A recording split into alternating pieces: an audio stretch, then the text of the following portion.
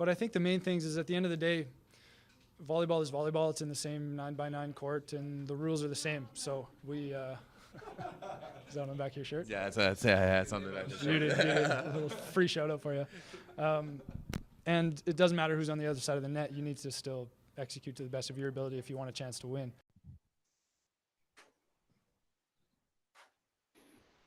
That's it, guys. Volleyball is volleyball. Happy Tuesday. The 9x9 is back. My name is Everett Delorme. Across from me is the one, the only, the voice from Chicago, Mr. Rob St. Clair. It is Tuesday, September 20th. We've taken a bit of a hiatus after the Men's World Championships, but hey, it's to get right back into it for the Women's World Championships that get kicked off later this week. Guys, this is the 81 square meters of the best volleyball content on the internet. And if you weren't watching our content from the Men's World Championships, then you missed out. Go back and do it because we killed it and it was pretty awesome. So, Rob, it's been a while. Good to see you. How are you? Did you get some rest? Yes. It was an interesting week last week, not really thinking about volleyball that much, but as it is with the volleyball world, there are no breaks for very long. We're jumping right back into it with the Women's World Championship. I'm really stoked for this tournament. Complete contrast with the men's. There are so many things about this tournament other than like it's the women's volleyball instead of men's. A lot of things that are very, very different that I'm excited to kind of compare with the tournament that we just broke down. So we're going to follow along with it. We're going to cover it similarly to how we did the men's. And then in the background, also club season starts like next week. So like the Italian league and the Polish leagues at least start in like a week and a half. So there's all sorts of stuff going on in the volleyball world.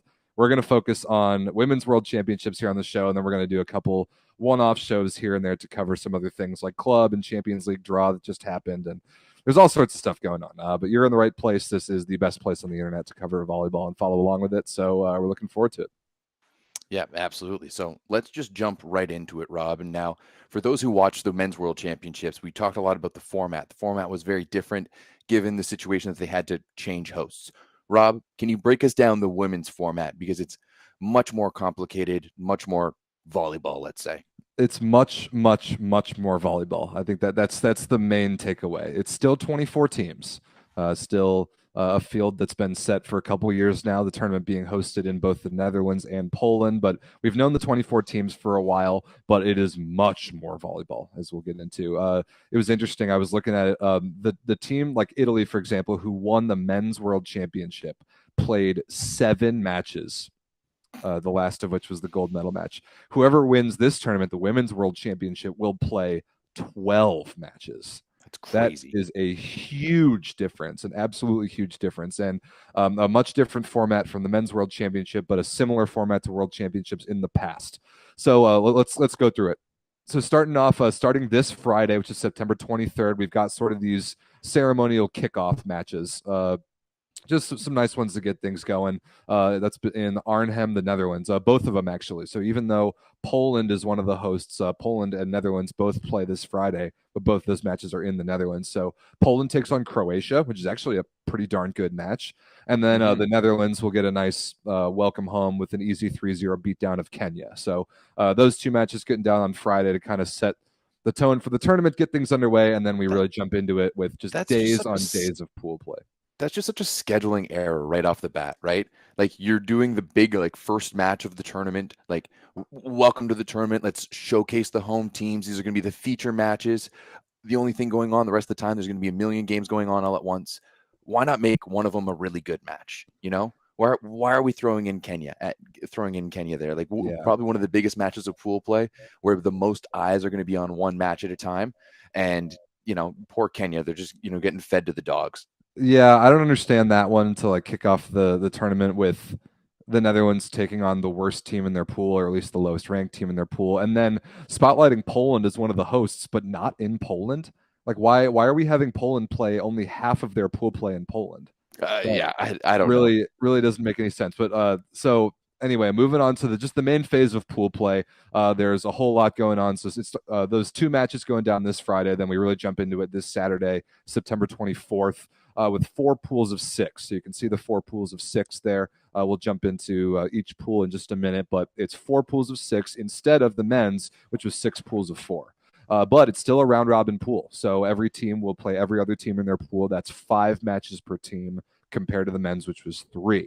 So a lot more volleyball, which I actually like. I think, Everett, you made the point towards the end of the men's that we wish that the men's had been 4 pools of 6. We need more volleyball and a bigger sample size to kind of separate the teams out a little bit more. I don't want as many ties going down to point ratio as we had in the men's tournament. So yeah, we probably won't have that problem here, at least not as much. And out of that pool play where every team plays the other 5 teams in their pool, after those 5 matches between this Friday and then October 2nd is a Sunday. That's the last day of pool play. The top 4 teams out of each 6 in the pool will advance. So pretty simple there. It goes from 24 to 16. Then that moves us on to the phase that is unique to this tournament, at least this year, and that's this second round of pool play thing. It's this phase 2 that you see in the middle of your screen. So that is where pools A and D will combine. So the 4 teams that make it out of pool A, the 4 teams that make it out of pool D will combine to form some gigantic pool they're going to call pool E. And the same thing, the 4 teams that make it out of pools B and C will combine to form pool F. So that's 2 pools of 8, which is weird, but it's not really a pool. It's more like a group because the teams that make it out, like all the teams, the 4 teams that make it out of pool A will have already played each other. So they're not going to play each other again. They're just going to take on the 4 teams from the other pool in their like second round group. So and they're also going to carry over the points, right? Yes, that's very, very important. So, like for example, let's look at Pool A. The Netherlands, one of the hosts. I expect them to make it out of Pool A. Let's say they do. They'll get into Pool E, which no matter what is the top 4 teams of Pool A and the top 4 teams of Pool D. The Netherlands then they won't play anyone else from the pool they already played. They're going to play the 4 teams that made out of Pool D only. So 4 matches then for each team that makes that phase 2, like second round of pools thing.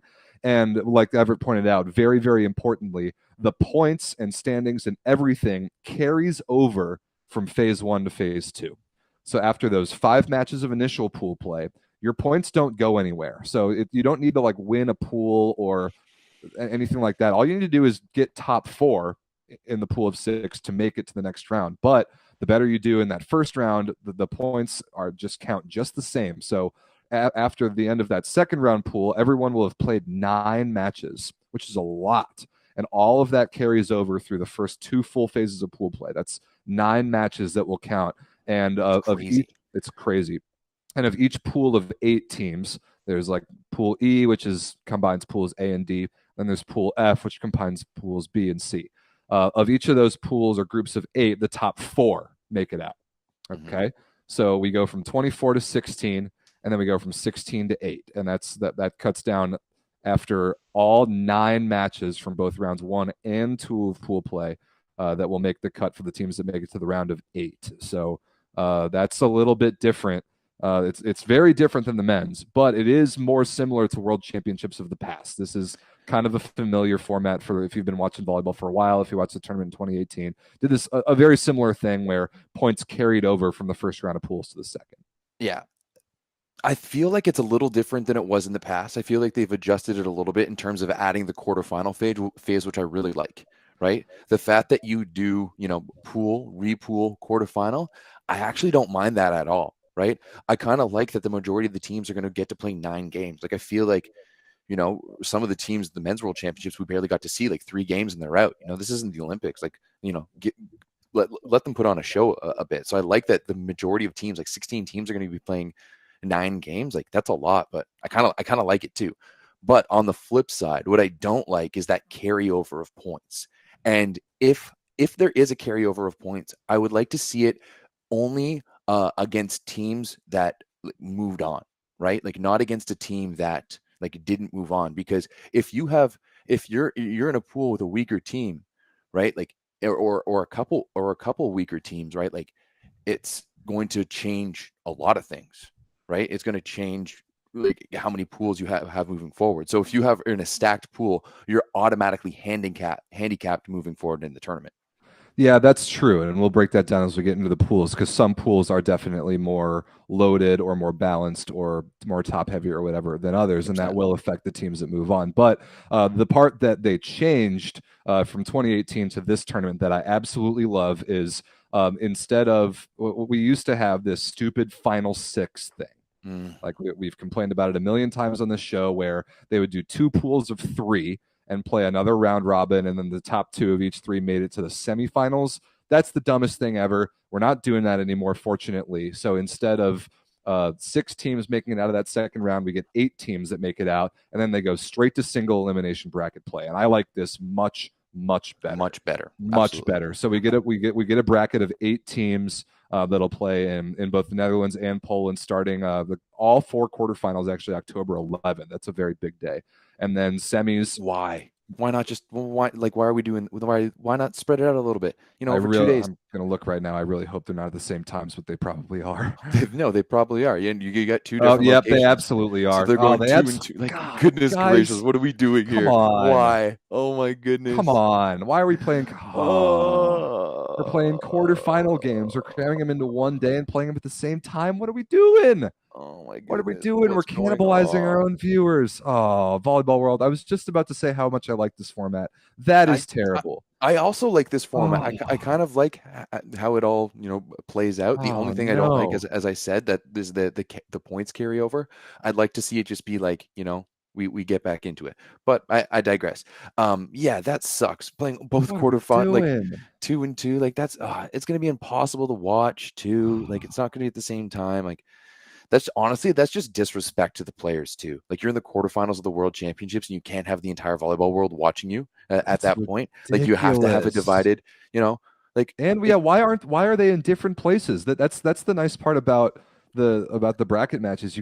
That's the one thing that I think the men's world championship did right. At least once you got to the semifinals, everyone was in the same place. Even the semifinals of the women's world championship are in 2 different places. In October 12th, one semifinal will be in Gliwice, Poland, and then October 13th, the other semifinal will be in Apeldoorn, the Netherlands. Like, what are the times though? What are the times? Check the times. Well, it's 2 different days. Those are 2 different days. So why are we doing the semis on 2 different days, not the quarterfinals? Ridiculous. What is going on? 4 quarterfinals in one day, but the 2 semifinals in 2 different days. That makes absolutely no sense. The crazy. And the trench coats just ridiculous. Just ridiculous. I mean, what they're doing is they're keeping, like, once they repool everyone for that second round, you can see there on the screen that pool E, which combines pools A and D, that's going to be strictly in the Netherlands and Rotterdam for that group, and then in Apeldoorn for bracket. And then the other side is going to be strictly in Poland. So they're keeping all of those teams in those countries all the way up to the finals, which I understand travel-wise. But that's an easy flight. You give them one day off, you get them to the right spot, and you put on the tournament the way you're supposed to. It's ridiculous. But last but not least, we will have medal matches. They'll be in Apeldoorn in the Netherlands on October 15th. That's a Saturday. Another thing that I don't totally love. I kind of like tournaments ending on Sunday. I think that usually works out a little bit better, but that's it. So better for the players' party. That's a good point.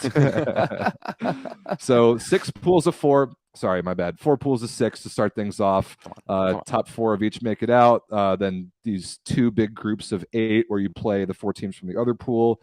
Top 8 make it out. Single elimination the rest away. So travel scheduling a little bit weird, but that's the format of the tournament. And actually, it is much more matches over a longer period of time, and it feels a little bit more to me like a world championship than the men's did. 100%. It just feels like there's a little bit more meat to it. There's a little bit more substance. Yeah, I mean, I think we both agree that we like this format. It's actually not that bad. I kind of like how many games we're going to get to watch. It's going to be a lot of games. Absolutely, it's going to be a lot of volleyball. On the flip side of that, these athletes are going to be dead, but you're going to be able to follow along with us here at Volleyball Sources. We've got our content schedule here in front of you. We are going to be having a few different live shows over the course, just due to time restraints, both Rob and I's jobs and other things, and of course the schedule of the tournament. We're not going to be doing as many shows as with the men, but we're still going to be doing shows pretty consistently. So first and foremost, we're going to do our first update next to September 27th. That's going to be normal time, and then from then on, we're going to be every Sunday. Sunday is going to be the day for the Women's World Championships in our coverage, and then we're probably maybe going to be adding in another Tuesday show on top of that at a regular time to talk about the club season that's starting up and everything. But this is what we got here for the Women's World Championships: Tuesday, September 27th, Sunday, October 2nd, Sunday, October 8th, and then finally to wrap it all up, Sunday, October 16th will be the last one. Yep. So not quite like the frequency of shows we were doing with the men's, but the tournament's much longer. Format's very different. So we'll be jumping back on with you to cover a lot of the meaningful milestones along the way. So like Everett said, week from today, and then every Sunday thereafter, at the end of the first round of pools, the end of second round of pools, and then the end of the tournament. So that's kind of how we're going to chop it up here on the YouTube channel. But make sure you follow at Volleyball Source on Instagram for a lot more coverage daily throughout the tournament. We'll be a lot more active over there. Yeah, absolutely. Well, Rob, we've broken down all of the logistics. I think it's time that we jump into breaking down the pools and starting to mull this over. Let's do it. First off, we've got Pool A, and now we just talked about, one of those pools that has lesser teams. Like, how beneficial is it for Netherlands, Italy, and Belgium to be alongside Puerto Rico, Cameroon, and Kenya, right? How many points are these three teams going to carry forward while playing their bench? There's such a huge drop off in this pool. Such a huge drop off after like Netherlands, they get the 1 seed. They're hosting. Seeds don't really matter in this pool play, but they and Poland get the 1 seeds in their respective pools. Italy is a tournament favorite. Belgium is a good team, even though they've had a rough summer. Then a massive drop off. Puerto Rico ranked 18th in the world, Cameroon 25th, and Kenya 30th. I mean, there's really such a top and bottom to this. There's not really going to be any drama except who finishes in 4th, I guess. Yeah, 100%. And to be honest, like that Puerto Rican team, they're ranked 18th in the world, but they're not the 18th best team in the world, right? Even both Cameroon and Kenya, both of those are inflated because of the zones that they play in, and Puerto Rico's the same too, right? So it's gonna be interesting for sure. I mean, there's 4 obvious teams that are going to move on from this pool, right? Like I don't see Cameroon or Kenya beating Puerto Rico, let alone any of the other 3 teams, right? So I think it's pretty safe to say who we think are going to be moving on here. Yeah, let's talk about these teams a little bit because this pool is not going to be all that dramatic, but it will kind of affect those second round standings if like Italy and the Netherlands in particular really beat up on the lower teams in this pool. Let's start with Italy. So Italy wins VNL this summer with Paola Egonu and the whole crew. They've got to be one of the favorites going into this thing. They finished in second in 2018 at this tournament. You could argue they're the most complete team in the world because they have. You could argue it. You could. They've got the best singular player, and they've got of the teams in women's volleyball that have that one dominant player like Egonu, Hawk, Boskovic, maybe Karakurt, like those characters that have the one incredible opposite. I think Italy has the best supporting cast around that player of any of these tournament favorites. I mean, I guess, but I also think like if you look at the teams like the USA, like that's a complete team. USA and Brazil are like eyes, right? the more balanced teams. Yeah, 100%. But yeah, I guess you're right. At the end of the 100%, at the end of the day, this Italian team is definitely a favorite to win, right? And like, are we going to see the age of Italy right now? Because they doubled up last year at the European Championships with both the men and women winning. And now they have the potential of doing that at the World Championships because like this Italian team is legit. Yes, as you mentioned, you have the best player in the world, and yeah, actually, you're right. Like that's a damn good cast of supporting characters around them. So this team has the potential to go 100% all the way without a doubt.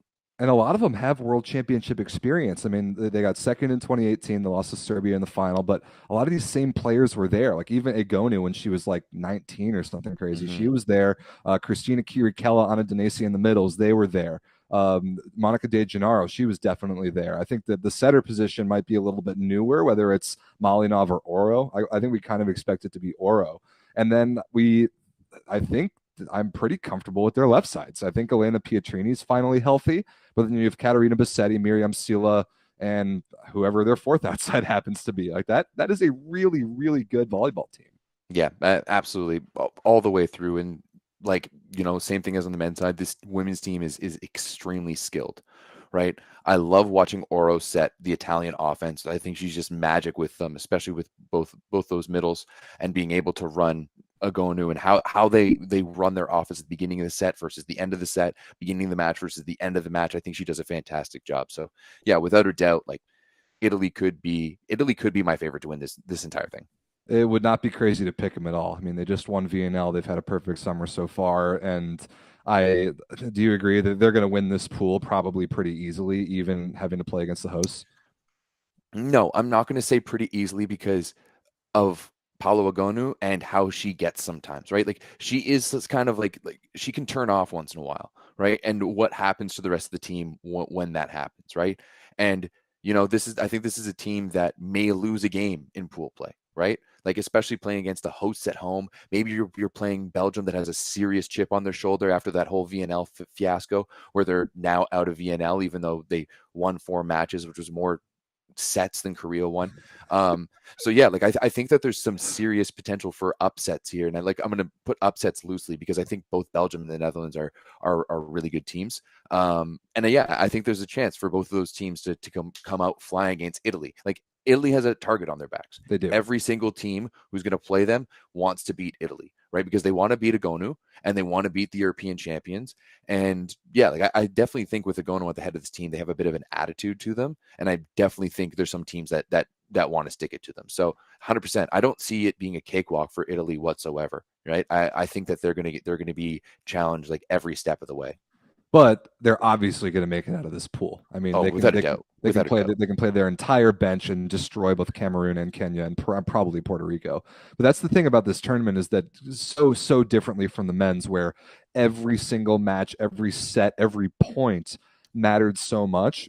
This tournament's really different from that. This is a As long as marathon you, of a tournament, not a but sprint. and as long as you finish top 4 in your pool, it doesn't matter. You Right. finish top 4, you're going to the exact same place. You're going to finish. You're going to play the exact same teams if you finish first or if you finish fourth, Right. right? Right. So they could like forfeit a couple matches, right? Let's go get some rest, get some sleep. It's going to be a long tournament, and then we're going to go for a run at the end. Obviously not because those points pool over, but yeah. I mean, as I said, like I think the Dutch team is solid, right? I don't think they're what they're used to be, but they're very, very solid. And then Britt Herbots is one of the best players in the world, right? You can't deny after what we've seen from her in the VNL and what we've seen from her in the Italian league that she has the potential to go absolutely off. And you think like how many friends Britt Herbots has on the other side of the net when she's playing Italy? Like she's going to be the most motivated person to beat that team. So yeah, I That's think Let's talk about those two teams a little bit more. I mean, the Netherlands, like you said, they're not quite the team that they used to be. I mean, they went all the way to the semis in 2018, losing to China in the bronze medal match. They're ranked 10th in the world right now. I think that hosting definitely helps them. I think that crowd's going to be good. And I mean, the medal matches are in Netherlands for God's sake. So they have a chance of, as far as they go, they're going to be playing at home every single match. And you've got Nika Daldrup, who's like I think their most refined, like most polished scorer. My question is at the opposite for them. Like, is Celeste Plock the player that she used to be? Can she handle a decent amount of the offense? I'm not totally convinced. I don't think I would pick them to beat Italy. I think my favorite match that I'm looking forward to the most is the neighbor match in this pool of the Netherlands versus Belgium. We'll probably determine second. sorry, excuse me. Yes, I agree, 100%. I mean, depending if one of those one of those teams takes down a match from Italy, maybe it determines a little bit more. But yeah, absolutely, I think that's going to be the most competitive match if Italy shows up to all their matches. And Belgium, I mean, you talked about it. They've been the victims of some really just stupid formatting injustices this summer. They finished 15th out of 16 in VNL, winning 4 matches in like a crazy tiebreaker of a lot of teams that won 4 matches, and they get relegated because South Korea, who didn't even win 4 sets in the entire VNL, went winless. Is a core team and can't be relegated. So Belgium has to play Challenger Cup. They lose in the finals to Croatia, and now they're not playing VNL next year. And that is totally it's just total trash. And we talked about it when it happened. It's a huge injustice, and I think it does contribute to the chip on Belgium's shoulder.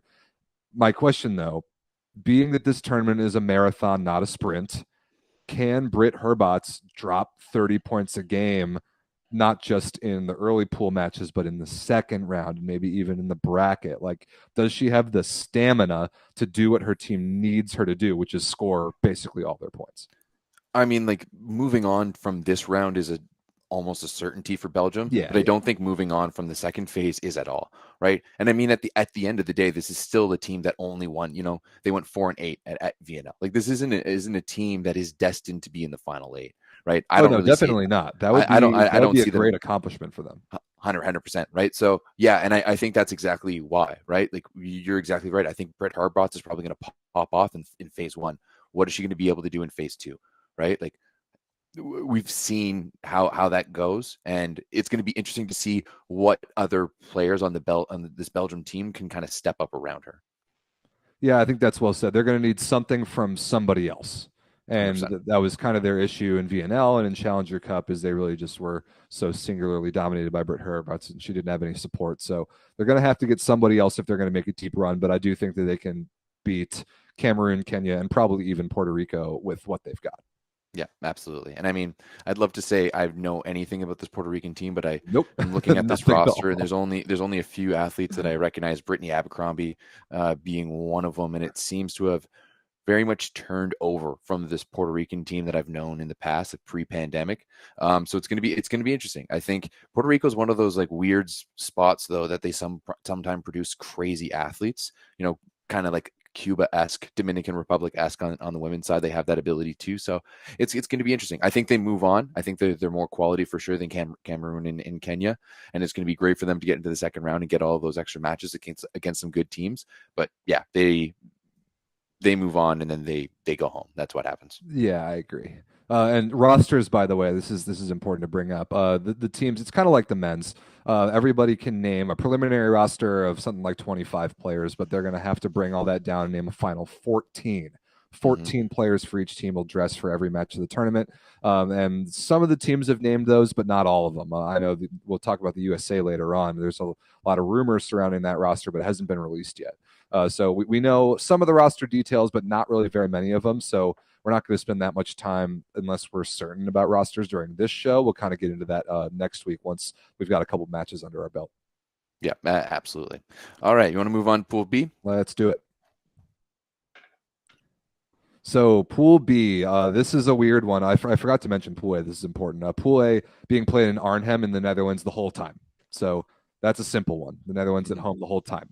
Pool B, less simple, much less simple in terms of the location of the pool. It's very weird because they're playing in the Netherlands on this Friday and Saturday.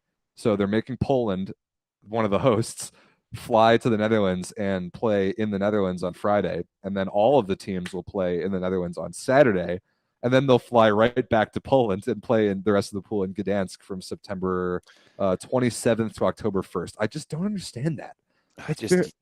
Why would you play the pool in two different places? I don't understand the advantage unless I couldn't get the gym or very weird.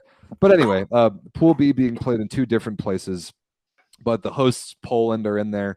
Poland ranked 13th in the world. You've got Turkey in there, fan favorites for sure, probably the favorite in this particular pool. They're ranked 6th in the world. The Dominican Republic is in this pool. They're ranked 9th in the world. Korea is in this pool. We just talked about them. They've had a horrible year, dead last at VNL. They're just free falling in the world rankings right now. They're 21st. Thailand is in this pool. They made the playoffs at VNL, which is kind of a nice surprise. They're 14th in the world right now. And then Croatia barely gets into the field as like one of the last teams having to work hard to qualify out of Europe. But they won Challenger Cup, and they're going to play VNL next year. Exactly. Right. This to me is hands down the pool of death, right? Oh, there's no doubt about it, right? And if you look at the dichotomy between coming out of Pool A and the points that you're going to have, and coming out of the slaughter fest that is going to be Pool B, sure, Turkey's the best team, but there's not much separating any of these teams. And yeah, we clown on Korea a lot, but that's still the VNL team. Like, you know, I would pick Korea over Puerto Rico, Kenya, or Cameroon any day of the week. That I agree with. So. Yeah. So Korea might get slaughtered. Like maybe something will happen. Maybe they unban those two twins who bullied kids back in middle school, and they're getting punished for it now. Maybe they'll unban them and have some quality on the roster. Well, what they're not going to do is bring Kim out of retirement, and therefore I have no faith in this Korean team whatsoever. Maybe they got someone in the, you know, maybe they've got like a superstar, you know, that we just don't know about. Who knows? But maybe. I'm still saying that Korea is a solid volleyball country, right? Like they have good volleyball pedigree. Like they have their own pro league that is very successful. Like they're going to bring out a decent team. Like, and that team from VNL will have improved a little bit. And you know, like anything can happen. But this pool is going to be a slaughter fest. This is going to be a slaughter fest for sure. Like, and we get the budding rivalry of Poland versus Turkey. Like how many times have these two teams done like battle on big stages the last couple of years? I think there was a Eurovolley in there. There was an Olympic qualifier in there. There was a huge one. These two teams If they play each other a lot, I would venture a guess that they probably don't like each other that much. And I'm really looking forward to that. I think, I mean, Poland's weird because they didn't play world championships in 2018. Poland's as great of a men's volleyball country as Poland is. The women's program and the women's league and just kind of development really has a lot of catching up to do with the gold standard that is their men's culture. And their national team is similar. I mean, they've got Joanna Volo, she's awesome. They've got Magdalena Stisiak, she's awesome. I don't think Malvina Smarzek is on the roster, so they won't have her, but they've got talent elsewhere. They've got players I don't know if we're connected right now. Oh, we may be connected back again. I think I've been fine on my side. You might have just lost it for a second, but I think we're okay. Everyone, put in the chat. Let me know if you can hear us in the chat. Everything looks good on YouTube side. Anyway, I was talking about Poland.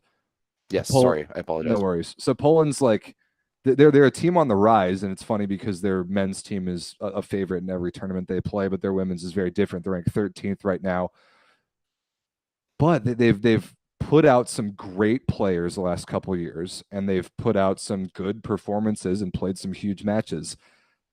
Is home court advantage, Everett? Is home court advantage the thing that Poland needs to kind of take the next step as a women's program this tournament? Absolutely, 100%. Right? We know what the Polish crowds have been like. We know what rabid volleyball fans they are. I don't know if they support the women as much as they support the men. I'm assuming. I hope so. I hope so right? too. Right, that would obviously be fantastic. You and I both love a Polish crowd. You gotta love it. But yeah, I think they have that ability. Now, what they're going to do with Stesiak and Smarzek, like figuring out. Smarzek's not on the roster. That's the thing. She's either a little bit banged up or just excluded for one reason or another. I know for a fact that she will not be playing. Somebody in the chat, if you know exactly what's up with Malvina Smarzek, please let us know. But that kind of honestly, that might make it a little bit easier for Lavarini not having to decide who his opposite is going to be. I was just going to say that exactly, but Basil's coming in clutch in the chat. Didn't Smarzek turn down the national team because of the way fans treated her after Russia? Yeah, she did have a thing this year because she played club in Russia, and then when the war started, the Polish fans and Polish people were among the most vocal against what was going on in Russia, both like volleyball and just generally. And I know Smarzek caught a lot of heat for that, but I don't know if. Yeah, okay, we got some feedback in the chat. Maybe not an injury, maybe it's just political. So that's interesting. But honestly, I think that answers a key question that Poland was going to have to answer. It makes it easier. 100%. I think it's just better for team morale if you know you're running on Stesiak. Now, where I'm questioning Poland and their longevity in this tournament is how far can they ride Stesiak, right? Because she's a player that even over the course of a match, like she can get tired and she's going to break down. And we're talking about 9 matches before you even get to the pool, get to the knockout stages, like the proper one, if you want to make a real run. So yeah, I think it's it's gonna be a long one. But this Polish team does have Joanna Voloj back running this offense. And I think you're right. I think playing at home is a massive opportunity for this team and for someone else to step up on this team, especially on the left side, and cement themselves as, a top player. Yeah, I agree. And you're absolutely right. Again, this tournament is a marathon, not a sprint. I think that's my biggest takeaway of the difference in format between this and the men's tournament is that every match in the men's tournament mattered so much. This tournament, you're going to really see some different approaches in roster management towards keeping your players fresh for a much later run. Like Everett said, you have to play 9 matches to even get to the bracket. That's crazy. By the time you would have played 9 matches in the men's tournament, the tournament would have been over 2 matches before that. So the longevity of players' ability to stay at playing at peak level is really going to be something to follow here. And I agree. That's definitely a concern for Poland and Stesiak in particular. Yeah, absolutely. And like we're getting some messages in the chat that are already questioning Stesiak's health, right? So if she's coming in questionably healthy into this tournament, what does that do for the rest of the team? We saw her club season. She barely played any full matches. It was kind of an opposite by community with her and Lise von Hecke, like for Monza. So we've barely seen her, and we're going to have to see her at very serious workload this tournament. I'm curious to see how she handles it. 100%. But I mean, there's so many other interesting teams in this pool. Turkey, like we've talked about Turkey a lot. We all know their one biggest downfall. They just don't have left sides, right? Will they be able to get over that in this tournament? I think like you don't even really need to talk about Turkey, because if someone can step up for them on the left side, it's just like their men's team. If someone can step up for them, actually, I should say the men's team is like the women's team, because the women's team is way better. That's a But great point. if someone can step up on the left side for Turkey, even just one of them, just one player step up and just hit around 50% in the match. I think that's a little high, maybe hit around 45% of the match and have a high efficiency and score like if like a 3-setter, I want to see like 12, 13 points from a left side. That's like nothing crazy. You've got Karakurt, and you've got great middles, just enough to take a little bit of stress off, just enough that like out of system stuff, because that's what Turkey's going to need to move on or to make an impact. Like this is a team that just getting to the quarterfinals, I don't think is enough. I agree. Can they push forward? But I'm going to say right now, I think this is Turkey, of all of like the best teams, might be the most susceptible to not making it to the next round. A, because of the lack of left sides, and I think they're bound to lose some matches. But B, because of the throttle that this pool is going to be. Right, they're going to be, any team that comes out of this pool is going to be at such a disadvantage for points moving forward, and they're crossing over with Pool C. Right, Pool C is also a bit of but not as much. So it's. I think it's going to be an interesting one for Turkey for sure. I'm 50-50 for them. Either it's going to be great or either it's going to be terrible. And there's really no in between with their fans, Drew. That's a great point. Yeah, so we talked about Turkey earlier in the summer. They finished 4th at VNL, and they hosted the finals at home and got smoked in both the semis and then the final, or the bronze medal match, by a Serbian team that didn't have Tijana Boskovic. So they had a bit of a weird summer. I think I have their roster, so I'm going to read down their outside hitters.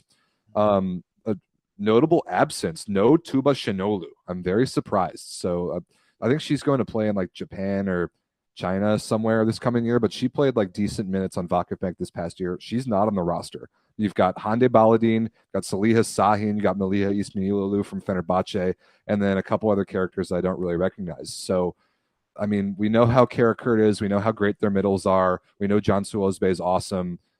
They've got to get something. They've got to get one outside hitter character who can really score double-digit points kind of consistently. I don't know if I agree that this team has potential to not make it out of pools. I think that their size, not this pool, just out of phase 2. That's where more my question. I think they're going to make it out of this pool for sure. Yeah, I'm not saying without a doubt, because as I said, like something could go terribly bad. Karakurt gets injured, and then all of a sudden, that's the tournament for them. Osbe gets injured, there we go. But I don't think they're going to make it past phase 2. Like I think there's not. I don't think. I think there's a serious possibility of Turkey not making it past phase 2.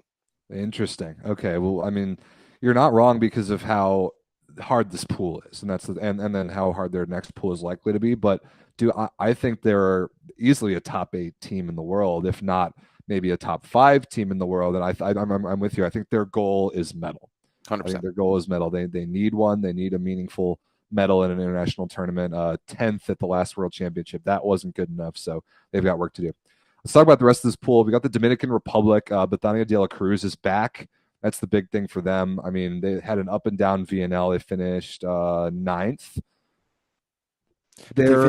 They finished 9th without Bethania de la Cruz, right? Exactly. So they had like a terrible week and then a really good week and then a mediocre week. They were really, really streaky. And I think that behavior of how up and down they are is what's going to make this pool really fun. Also, it's a very different matchup than any of the other teams in this pool. Like they couldn't be more different than Korea or Thailand. They're actually a little bit more similar to Turkey of any team, at least in this pool. I'm really curious, but their level of ball control, I just don't have that much faith in. I don't have much faith in their ability to control the ball, stay in system enough to not like just junk Bethania de la Cruz like 50 out of system balls a game. But I think that who this is in this pool gives them, like, there's a lot of similar teams to them with Poland, Turkey, Croatia. Like Korea is going to be whatever, it's going to be Korea. Thailand is going to be their hardest game, I think, for sure. I think Thailand's going to stick it to them because Thailand's a ball control team. Thailand is a control, like activate, engage in rallies, and we're going to beat you with defense. Whereas Dominican Republic is a bit more of a like side out first team.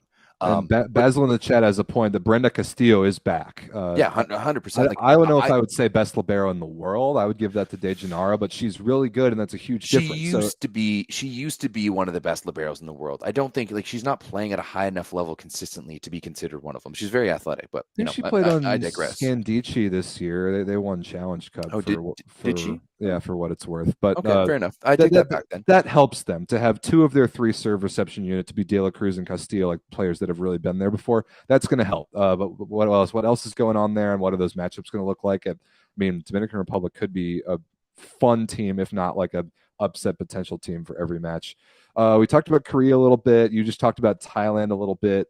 Just a amazing ball control team all around. But then Croatia, I think, is another huge wild card. I mean, Samantha Fabrice is a top 10 opposite in the world at least. But do they have the team around her to make an impact? That's what I really question.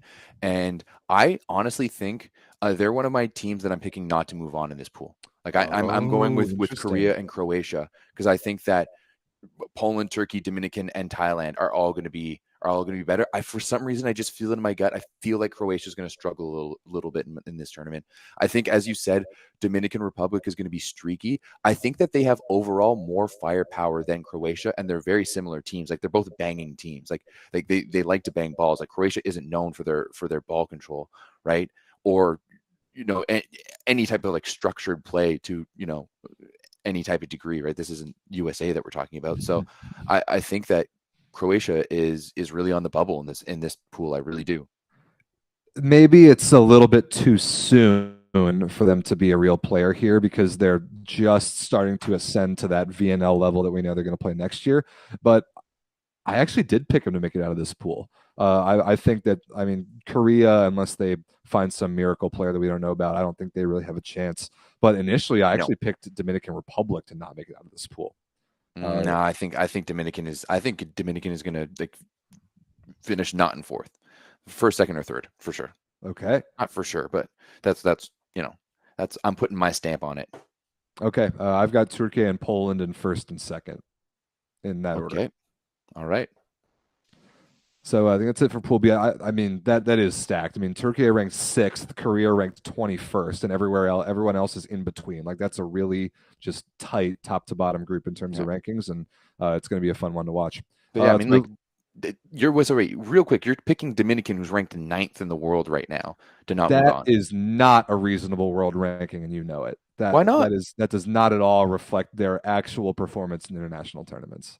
But it kind of does, though. Like they were pretty like once again they got 9th at VNL this year. They were better than the Dutch. They were better than Belgium. They were better than Canada, obviously. And that once again that was without their best player. I think that that's a Brazil not making it out of their pool type of call right there. I really think so. Okay, well, I mean, we're only one way to find out. We'll see this time next week how that take is looking. Let's move on to Pool C, which Everett has both your and I's teams. The United States will play Canada in the Women's World Championship, and I cannot wait for that. This pool has the United States. It has Serbia, the defending champs. It has Germany, ranked 11th in the world. It has Bulgaria. It has Canada, and then bringing up the rear, the lowest ranked team in the entire field, Kazakhstan, at number 39 in the world. I can't believe they're in this tournament. What time is the September 26th? Is that Sunday? It's the last game of the day on Sunday, isn't it? Monday. I'm pretty sure September 26th is 6 days from now, Monday. Yeah, last game of the day, 3 p.m. Eastern. We'll scroll through the schedule of matches towards the end of the show, but yes, that is a big one, Everett, and we might just have to place some kind of a wager on that one. Yeah, 100%. I was going to say we should do another live watch along for that one and just that's a great idea. Talk trash the entire time back and forth, and I think that would be a lot of fun. But man, this pool is going to be interesting. Take out Kazakhstan. I do think in the past they've been all right, and I've always been more impressed about them than I always think they're going to be really bad. And I'm always like, okay, they're not actually that bad. But yeah, I don't think they have a chance here. But there's 2 clear favorites. There's USA and Serbia, and then the Germany, Bulgaria, Canada little triangle is gonna be a lot of fun to watch. I think that is where there's going to be some shimmies and whatnot. And I think Bulgaria is really on the bubble here, and with between all these teams. But I think Canada's actually got a pretty good shot, right? Like if you look at the team that we had from VNL, and if you're looking at that roster that we have, I mean our top roster is really damn good with Alexa Gray and Kira Van Ryk, Maglione Cross in the middle, Bree setting. Like it's going to be really good. I think there's going to be always the question mark of who's going to be libero. And I think Julia Merman did a really damn good job for like a 19-year-old this past summer for Canada, like stepping off the court from the U of T varsity Blues into libero. How does her maturation come into play throughout this tournament? And then there's the big question marks of healthy, right? There's the big question marks of the P2 position. And then there's also the health, right? Alexa Gray hasn't been participating in pre-tournament matches because she's, resting and stuff like that. And Jen Cross is wearing a boot off court at the moment. She's practicing and stuff like that, but she wears a boot off court. So we'll see. But if this team can stay healthy, I think that they can do decent. I think that this team can make a decent run, definitely make it into phase 2. I think that we have a good shot against both Germany and Bulgaria. We beat Bulgaria this year, didn't play Germany, but we did beat them last year. So we have like recent wins against both those teams. And I think we have a good shot to move on. I've got Canada making out of this pool as well. My thing about Bulgaria is, do they have Elitsa Vasileva or not? I'm not sure the answer to that yet. I mean, she was their best player by far. It's kind of a similar story to her husband. Her husband is Alexander Atanasievich of Serbia. Like their respective teams really will go only as far as they go. Bulgaria's only goes as far as Vasileva goes. I'm not sure if she's on the roster or not. I would assume that she is. And then Germany is kind of a weird up and down team. They had an okay VNL, but I kind of feel like Canada will beat at least one of the two. Maybe not both, but at least one of the two. So I've definitely got Canada making it out. But I want to spend some time talking about these top two teams. 100%. Who at Volleyball World or at the FIVB has something against the United States such that in both World Championship tournaments, we were included with another tournament favorite in our pool? What is this garbage? Why did the USA men have to play Poland in pools? Why do the USA women have to play Serbia in the first round of pools? What is going on with that? Now, the stakes aren't nearly as high as they were in the men's tournament, since even if like one of those teams is going to finish 5-0, the other is probably going to finish 4-1. They're both going to move on. But why are they playing that early? Why are we doing that? I mean, at the end of the day, it comes down to a draw, right? So no one's picking these pools, and it's just how the cookie crumbled. And I mean, you could argue that there's maybe there's not other tournament favorites in other ones, but I mean, hey, that's the way she goes sometimes. These are two of the 3, maybe 4 tournament favorites in one pool, and I hate it when that happens. Yeah, I mean, although they're not going to knock each other out this time, right? Yeah, and that's the thing, is that it really doesn't matter. To be honest, it's just a warm up. It's meaningful competition, right? It's going to be way better to play Serbia in what's ultimately a meaningless match for both teams, because they both know they're going to move on, right? It's going to be the minimal points for them to move on, and they're going to be playing other teams. So I think it's a good warm up for both teams. So yeah, I think it's going to be a lot of fun. And I mean, hey, this Serbian team, they went all the way to the VNL Final Four and got themselves a medal without Tiana Boskovic. I mean, we just talked about Bethania de la Cruz coming back to the Dominican Republic.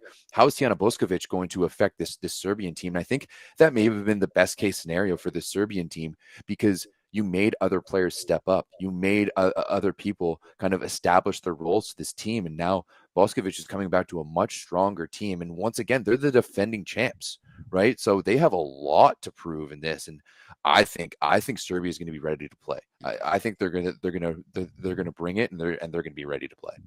That is, some people are bringing up some good points in the chat because of how the second round pools go and how the brackets go. It is kind of nice that the USA is guaranteed to not play Serbia in the second round, but out of those second round pools, the bracket crossovers in the first round will be within that second round pool. So there's a great chance that the USA and Serbia play again in the round of 8 if one of them gets knocked off a random match here or there. Like, pools pools A and D on one side, and then pools B and C on the other side, will not see each other until the finals. That's so dumb. So like pools B and C are totally linked all the way through the end of the semifinals. Same with pools A and D. And so they're going to draw the quarterfinals from teams that will have already been within that same group of 8 in pools E and F. So dumb. So there's a great chance we see pool rematches in there, and I don't like that. So it is very likely that, well, actually, it's impossible for USA Serbia to be the medal match. It can only be a semifinal. You will 100%, like in the quarters and semis, you will 100% play a team that you've already played, right? Because like the pool that you're going to be playing in is going to be, you're going to play one half of the pool in the first round and one half of the pool in the second round. Right. So that's so dumb. Yeah. So semifinals are pretty much guaranteed to be a rematch. Actually, I think they might be fully guaranteed to be a rematch. But so we can call it now. Like it's probably going to be a USA Serbia semifinal. Probably. I mean, they're the best two teams in those two pools.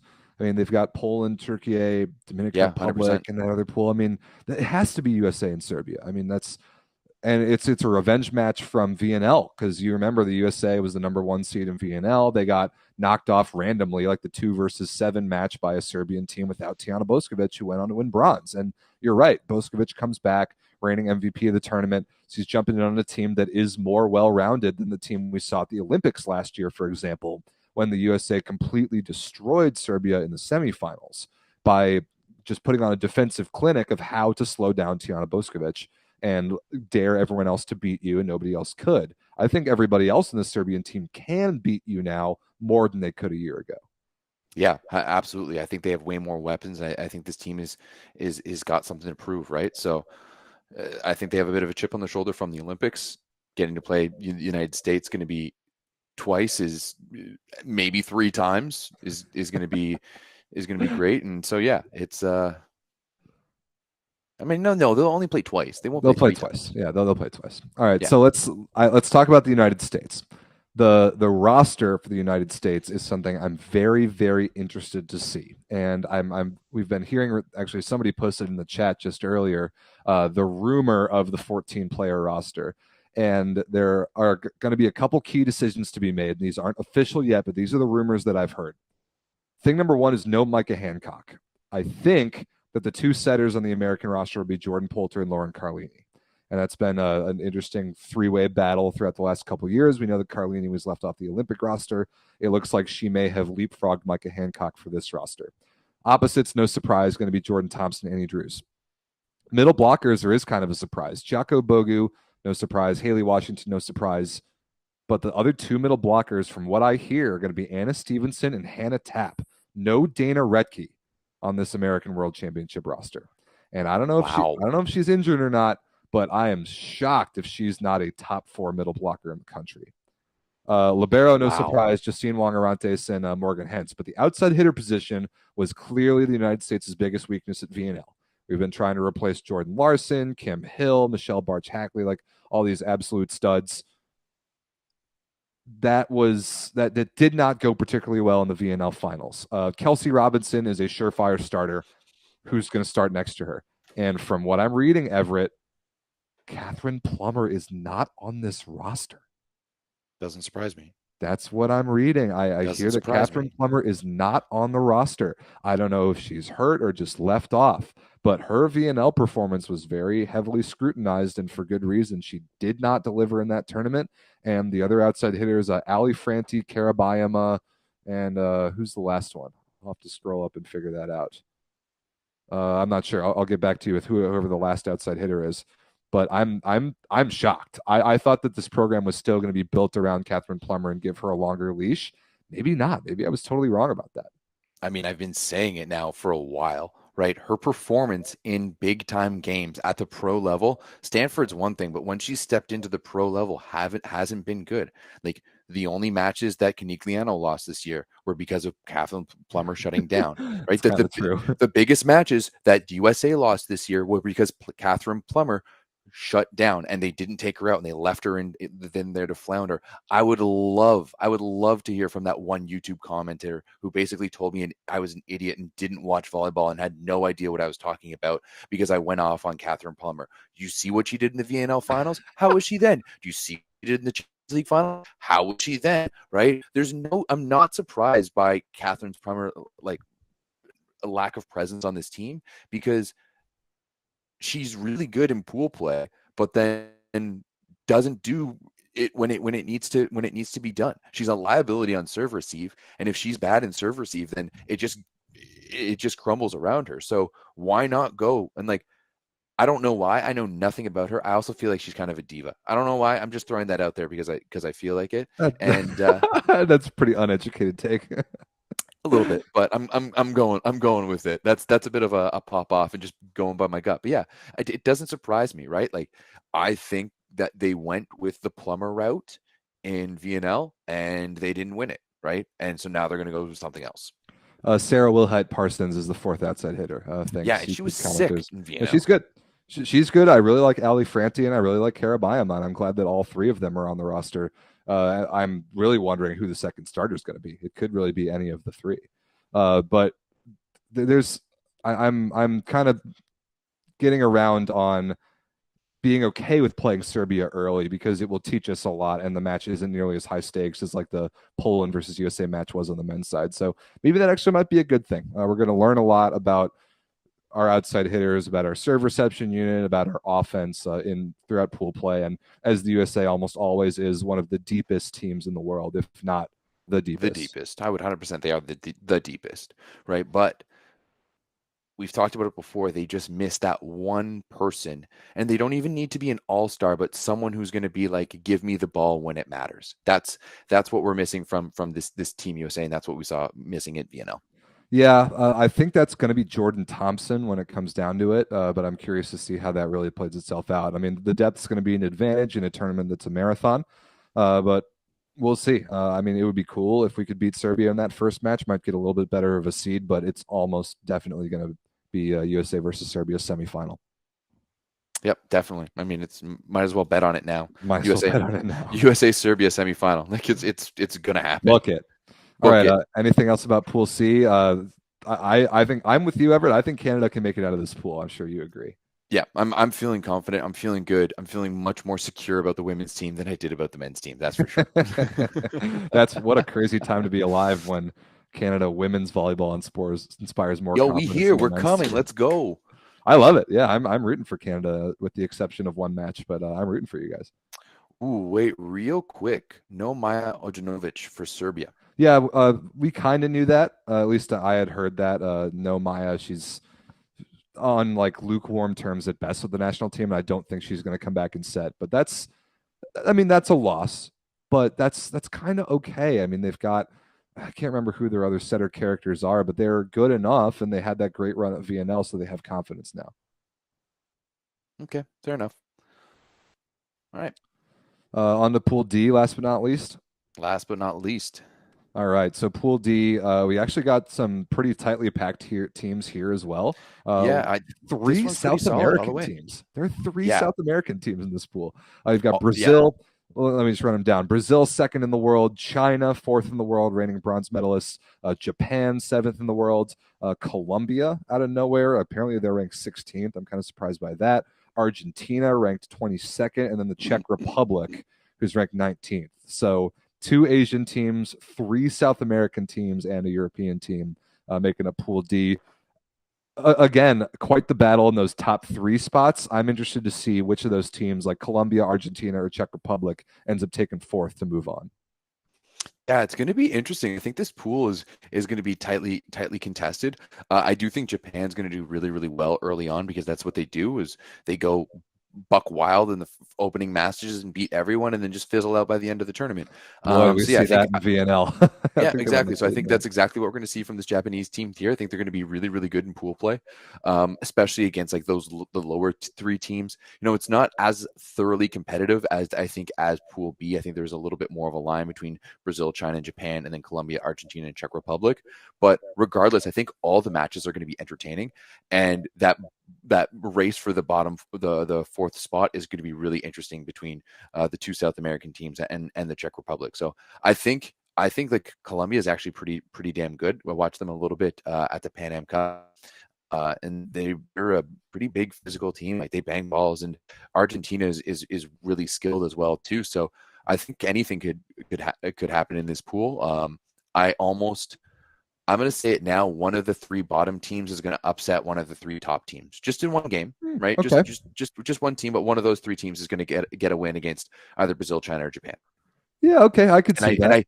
And I don't think it's going to be Japan. Okay, that is what I would have picked. Is Japan falls asleep and doesn't have the right style matchup against maybe a Colombia type team. Yeah, but China doesn't have Zhang or Zhu. Yeah, I mean, I know they don't have Zhu, but interesting. Okay. Yeah, thank you, chat, for giving us some feedback here. There's a lot of people who know a lot about this stuff. Maybe I'm not particularly high on China. I mean, they're fourth in the world because of some all-time great runs in the last 10, 15 years or so, but I would think it's safe to say that they're on the decline. I think this is Brazil's pool to lose very, very clearly. There's 100%. No way there's a better team in this pool or a better player in this pool than Gabi Guimarães. But can Brazil medal at this tournament? I'm not quite as convinced. Although they will have probably a favorable bracket draw, and they're gonna probably run into Italy in the semifinals, if I had to guess. Yeah, like who's like I think we already know the semifinals. It's going to be Italy versus Brazil on one side. It's going to be a USA versus Serbia on the other. That's right? very likely. Yeah. Well, who's going to stand up to Brazil? I think once again, I think they're going to lose it. I think Brazil is going to lose one game in pool play. You know, maybe even two. And like, but this is going to be a team that's going to go the distance, right? I think. Undoubtedly. So yeah, I think ship it now. If you're a betting person, bet it's going to be Brazil and Italy in the one semifinal and USA versus Serbia in the other one. It's crazy that the pools line up in such a way that you're like immediately put into two funnels that 100%. And in the semifinals, so we can already kind of predict this. That actually makes it kind of lame. It would have been way better if you had like first and third from one pool went to one, and then the first and third, like mix them up. And then once we got into the quarterfinals, I can't believe they're not crossing over. First versus fourth. Like the fact there's no crossover is crazy. Such bush league. Like it's the high school tournament that's being played in two different high schools, and they don't cross over into the finals just because the kids don't have a car and stuff like that, and it's too far to walk. It's exactly what it is. Or it's the men's like senior tournament that they play on a Saturday, and they're just like, let's just play it this way, boys. We'll play our guys, you play your guys, and we'll just meet up at the end.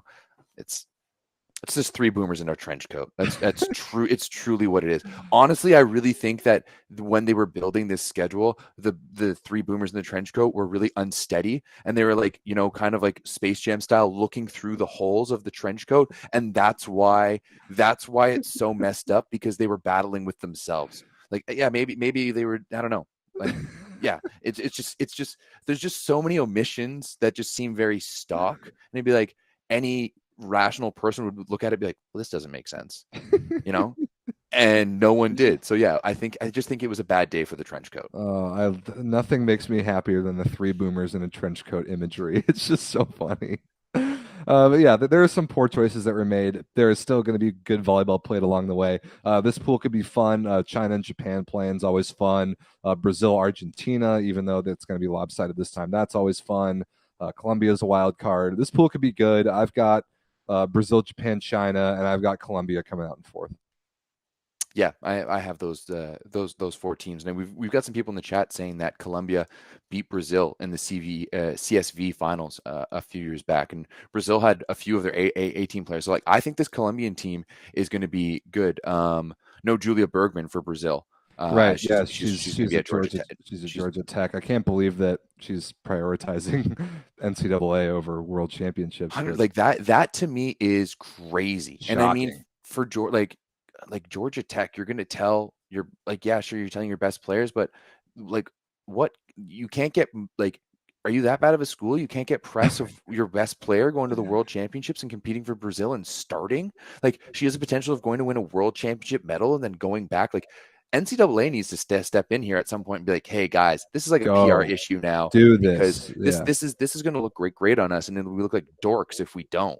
once again, volleyball is volleyball, which I is a don't good thing and a understand. bad thing. Yeah, that would be a no-brainer to me. I mean, there's nothing stopping you in terms of like NCAA rules for going to play that tournament. Just go play the World Championship. Whatever.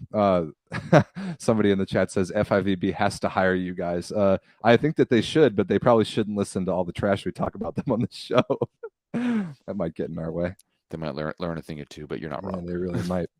All right, let's scroll through a little bit of the schedule, Mr. Delorme. Let's go through, starting from the top, and see what matches are good before the next show that we do, being a week from today. So all the times that you're going to see in orange in the middle of your screen right now are North American Central Time, just because that's where I happen to be. So add an hour onto those for Eastern Time.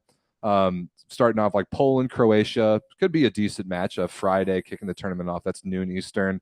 Netherlands, Kenya, don't bother, don't waste your time. Let's see. September 24th is Saturday. What do we got? Turkey, Thailand, maybe. Italy, Cameroon, definitely not. USA, I think Turkey Thailand is. Kazakhstan, definitely I think not. Turkey Thailand is definitely the best match on this day, without Definitely a the doubt. best. Yeah, definitely the best I match think on this I day. think Thailand's going to win. You think Thailand's going to beat Turkey? Wow, Yeah, I think that's so. quite the pick. I mean, Okay, I I think kind of like it. I think Thailand's a really good team, and once again, they match up super well against a team like Turkey, who, like, Thailand's going to put you out of system a lot. And if there's one thing that Turkey isn't good in, is when they're out of system. So that's like, and they are going to frustrate the crap out of Karakurt, and she's not the most level-headed player. So I think that's like I'm on the opposite side. I think that's going to be a 3-0 beatdown for Turkey. I think Gunesh and Erdem are going to have like 20 stuff blocks between the two of them. okay, well, I closed the bar on Friday night, so maybe I'll still be up at 7 and I'll be able to watch that one. All right, moving on to Sunday. Let's see, what do we got good here? Serbia and Canada, nice test for your Canadian women. Germany, Bulgaria is a huge one. Japan, Colombia could be kind of a fun style matchup. I think Japan, Colombia might be really good actually. Yeah. But yeah, I think that that Germany Bulgaria is a massive match. Huge. Right? That's quite possibly the biggest match for both those teams right out of the gate. So yeah, I think that one's going to be I'm definitely going to watch that one, and then obviously the Serbia Canada one that starts an hour later in the same place. So once again, don't know how they're doing this. Two gyms. They clearly or have like one facility with 2 courts in it, but that's not a world championship. No, but they must have multiple gyms. Look at the times. Look at the time starting on this one. Yeah. You have 3 games starting within an hour and a half of each other. So they must like what's going on? Do you get a ticket and can you mill about? Like, is there a walkway over top that you can mill about and like watch what's going on? Like, no idea. It has to be. It has to be. Because there's like 6 a.m. my time, 7 a.m. my time, 7:15 a.m. my time. Is this like an open nationals situation where there's just sport court in a hall, and you get changed by like the little I hope not chairs. I hope not. I mean, that's how VNL was in the bubble last year, but that was out of necessity. Yeah. This isn't a bubble. This isn't VNL. This is the World freaking Championship, and the players deserve better than this. So I'm curious to see the setups. Have one football stadium with multiple courts. No way. That's really crazy. That's gonna be interesting to see. Join the Discord and put a picture of that in there. I have to see that. Yeah. That plug for the Volleyball Source Discord. Links in the description. Huge. Great online community for volleyball fans is going to be big for this tournament. You're going to want to join there to get into the discussion. Basically, the engine of this show. It really is, and I cannot believe if they have a picture. If you have a picture of that setup, please send it to us. That's crazy. Or someone link an Instagram post in the chat. Unbelievable. That's also like if there's a post Instagram post. See that. Like it must be on Instagram by now, right? It has to be. Okay, yeah. Send that to us somehow. I've got to see what that looks like. Anyway, that's it for this Sunday, September 25th. Monday the 26th, we've got USA Canada, huge one there. Brazil, Argentina, Serbia, Bulgaria. I don't know if that's going to be all that good. Japan, Czech Republic. I don't know, maybe. USA Canada, Everett. What do you want to put on this? I'm not betting on this game. Like I'll do a live chat with you and we'll talk trash, but there's no way I'm betting on this game. And if we lose, I will sing your national anthem in French. But I don't think we're going to lose, and I'm not even going to make you do anything. I'm not going to make you do anything if we win. It's anticlimactic on the women's side. I would love for it to be, and I think it's way better than it used to be. like I would like to, like, maybe we can bet on like set scores or something like that. Like, can I say we're gonna win a set? Like, can that can You that be can can you can that be the try. bet versus 3-0 versus 3-1? But yeah, No, no. I think the chances are too high that you take a set for me to be willing to bet on that. even then, I'm not entirely sure. So and like that, yeah. So but at the end of the Fine. You day, know what? like, 2 sets. If Canada takes 2 sets, you win, and I sing your national anthem. If Canada only takes 1 set, then nothing happens. okay, sounds good. Yeah, good. I mean, I'm in we're trouble there. Somebody just put in the chat, yes, yes, the Volleyball World YouTube channel got hacked. I heard about that earlier today. That's quite interesting. that is interesting. I wonder how that's going to, yeah, do it. I wonder if can I spew a quick conspiracy theory Well, that just came let's to my hear it. head? Let's hear it. Okay, so we know that like Titans volleyball is based out of Russia, right? Yep. And we know that they have a working relationship with Volleyball World, and we know that Titans volleyball can't monetize their channel because they're based in Russia. So what if it's Titans volleyball seeking retribution against Volleyball World, and they're hacking it and trying to take it over? Is that too far? Is that is What? that is that too much? That's a little too tinfoily, but I respect the take. Okay, Very fair creative. fair enough. I should have said it with more conviction, and maybe people would have jumped on the bandwagon. We would have had. Awesome. I would love for one day we should have like the rumor segment where we both each like week try to come up with like, the craziest rumor possible and See see if which we one can, goes viral. yeah, and we can see if we can get it going. We just say it completely regularly, and our fans have to figure out what is the rumor of the day. Oh, I might have just come up with That's a something. segment. That's a That's, segment. I think, but Like like it's a two secret. truths and a lie of It's like a volleyball. Yeah. secret segment where we don't tell you. Like we just slip it in. Okay. We'll have to brainstorm about this later. Okay, I think we're onto something. we're onto something there. But yeah, anyway, back to these This matches. is why the FIVB will never hire Everett. That's what just came through on the chat. Awesome. No, the FIVB doesn't know it, but they need stuff like this. Okay, USA Canada on Monday. I mean, that's clear the match to watch that day. And then Tuesday, before we come back on the show, you've got Dominican Republic and Croatia, which could be kind of good. I China, think that's Colombia going to could be a good. banger match. Italy, Belgium could be good. And then Poland, Thailand could be good too. I'm pretty sure Thailand beat Poland in VNL, if I remember correctly. So Yeah, I think a lot of good matches next Tuesday, a week from today. Yeah, 100%. Next Tuesday is going to be a banger of a day to watch some volleyball. You can watch it basically all the way through, quality all the way through. Tons and tons and tons of matches going on. So we'll stop the schedule look over there because we'll be back a week from today with the show to recap all this crazy stuff. Even the Battle of Africa, I think, is going to be fire. That's going to be the honestly, I'm going to watch that match because I typically, anytime an African team is playing, no offense, I just never watch. Like it's just not worth it. It's because they're just not as good. Yeah, 100%. Right. It's just not an entertaining match, and because it's volleyball, there's always another match going on. Right, because we like to, oversaturate our market that's under service. But regardless, I think this might be the best like African featured match at a world championship ever. Like Africa versus Africa. Like I don't know why we're just lumping. Like you've got two NORCECA teams in one pool with Canada and USA. You got the two African teams in one pool. You got 3 South American teams in one pool. Once again, the boomers in the trench coat were really unstable that day. Got to get away from this drawing of lots crap. I don't know why volleyball's so obsessed with drawing lots. It's the stupidest thing in sports. Yeah, I mean, I have no problem with the drawing of lots, but let's make it work. Let's just spend an afternoon figuring it out and figuring out how it can be equitable. That requires removing the trench coat and getting off one another's shoulders, and that's never going to happen. Yeah, but then they wouldn't be able to see onto the table. That's the problem, right? Amazing. I think we're a little off the rails. It might be time to wrap up the show. This has been good stuff. The tournament starts on Friday. Every match streaming live on Volleyball World TV. Join the Volleyball Source Discord. We'll be talking all about it there. We'll be back a week from today to catch up with everything that's going on. What else do we have, Everett? Who's your pick? United States. Okay. Well, I mean, I feel stupid even asking now. Oh man, who do I think is going to win? I'm picking the United States. I know Italy seems to be the sexy pick. I think. Yeah, no, I'm picking Italy in this one.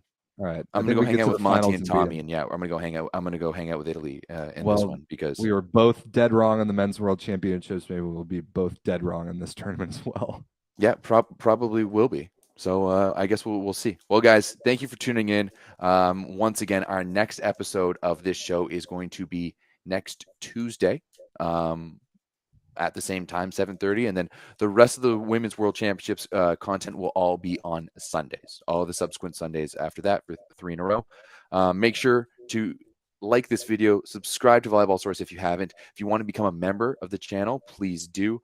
For $5, you get to become a thank you for participating member. That's the first level. You get a nice little cookie on your chat, and there's going to be a few other things as well. Make sure to go check out that volleyball.store. You can look great like Rob and I. And yeah, once again, join the Volleyball Source Discord. It's truly where it's at. How many people is in it right now, Rob? Oh man, Discord's easily 800, maybe more. It's getting We're like enormous. 850, like getting close to 850. Crazy. Yeah, it's an incredible resource and just really, really fun. So jump in there to enjoy the tournament. Yeah, definitely hit up that volleyball.store. Links in the description for that and the Discord. We will see you beautiful people a week from today. Enjoy the volleyball starting on Friday. Peace.